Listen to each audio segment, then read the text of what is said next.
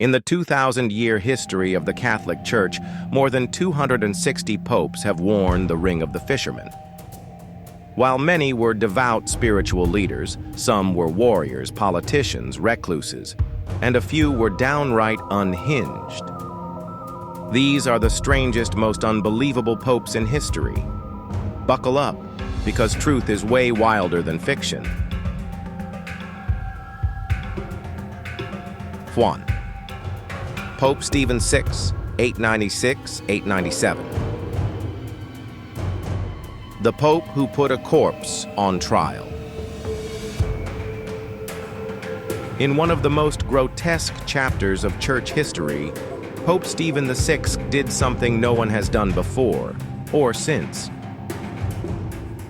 Just months after the death of Pope Formosus, Stephen ordered his body exhumed from its tomb, dressed it in full papal regalia, and placed it upright on a throne to face a formal ecclesiastical trial.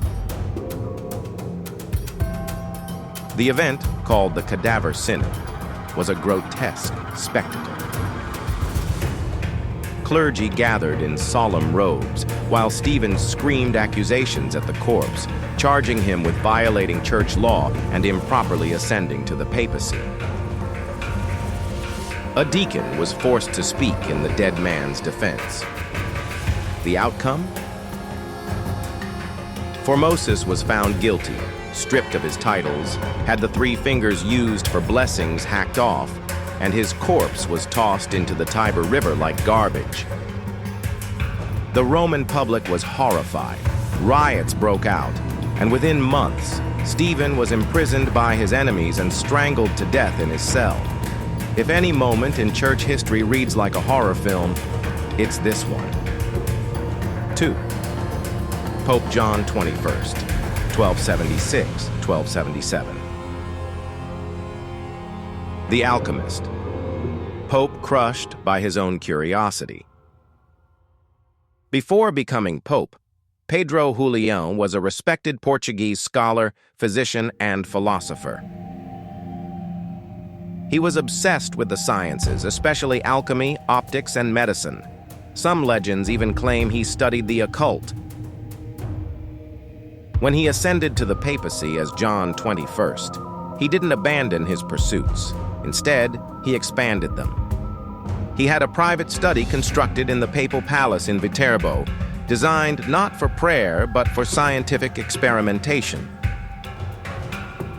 In an age when mixing chemicals and studying the heavens could get you branded a heretic, John 21st was blazing his own trail, but it ended in disaster. Just 8 months into his reign, his study collapsed on him while he worked late into the night. He suffered massive injuries and died several days later. Some believed it was divine punishment for dabbling in forbidden knowledge. Others whispered darker things, that he had tried to unlock eternal life and failed. 3. Pope Benedict IX, 3 terms, 1033–1048. The Pope who sold the papacy twice. If there's ever been a real-life Game of Thrones in the Vatican, Benedict IX was at the center of it. Born into the powerful Tusculum family, he was placed on the papal throne around age 20, though some chroniclers say he was just 11 years old.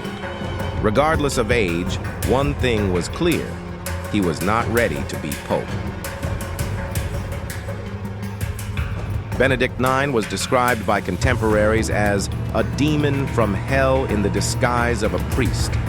His papacy was marked by violence, debauchery, and scandal. Accused of rape, murder, and hosting orgies in the Lateran Palace, he became so hated that he was driven out of Rome twice. But here's the kicker: he sold the papacy.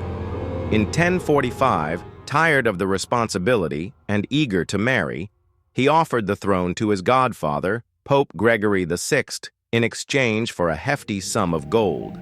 Months later, he returned, reclaimed the throne, and lost it again. Benedict IX is the only pope to hold the office 3 times, be excommunicated, and sell what's supposed to be a divine office, like it was a used car. If he lived today, Netflix would already have a series. 4.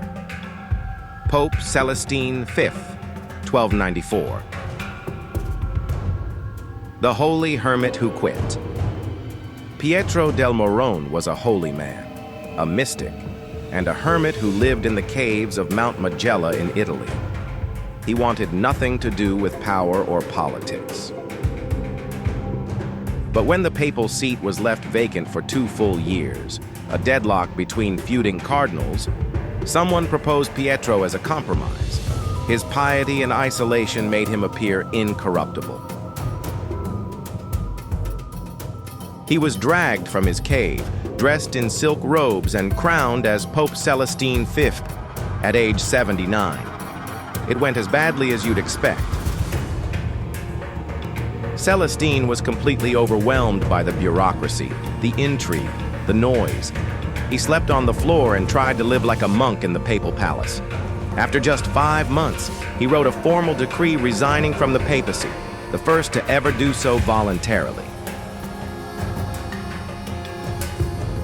But freedom didn't last. His successor, the ruthless Pope Boniface VIII, feared Celestine could become a pawn for rival factions. So he had him locked away in a castle where he died under mysterious circumstances, possibly murdered. A living saint turned into a political prisoner. 5.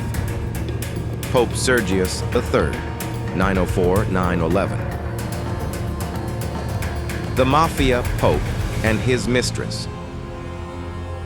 The 10th century was a dark and chaotic time for the Church, so corrupt, in fact, that historians call it the Saculum Obscurum, the Dark Century, and no pope better represents this era than Sergius III.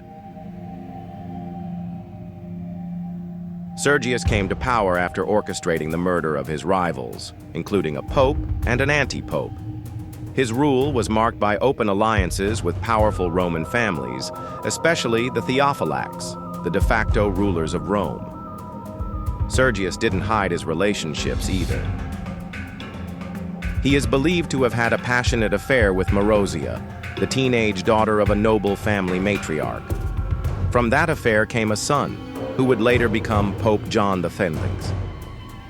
Yes, Sergius III may be the only pope in history to have fathered another pope. The Vatican under Sergius was a place of corruption, violence, and intrigue. Decisions were made by aristocrats and courtesans. Church offices were sold. Enemies were killed. It wasn't a papacy. It was a mafia operation wrapped in holy robes. The papal throne has been seen as sacred, divine, and eternal. But as we've seen today, it's also been a stage for madness, ambition, and scandal. These 5 popes prove that power corrupts, and sometimes it resurrects corpses, hosts orgies, or gets crushed by its own library. If these stories blew your mind, there are plenty more.